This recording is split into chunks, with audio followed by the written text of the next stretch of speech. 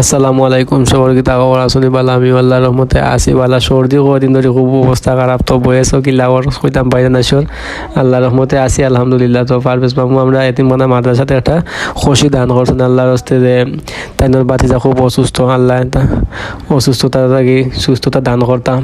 তো এতিমখানাত মাদ্রাসার দান করুন এতিম বাচ্চেনতে খাওয়ার উপযোগী করে দিয়ে আর আমি অলি মামা আর এরপরে লোকের ছাত্র আছে অনেক ছাত্র, তারা অনেক সহযোগিতা করেন আমরা। তো সহযোগিতা করে আমরা জব কইরা সুন্দর করে টাঙ্গাইয়া উঙ্গাইয়া যেমনি দিলা নতুন মানুষ তো জব কইরা মনে করো টাঙ্গাইয়া ফুলাইয়া উল্লাহ গীতি করেন তা করতাম পাইলেন না।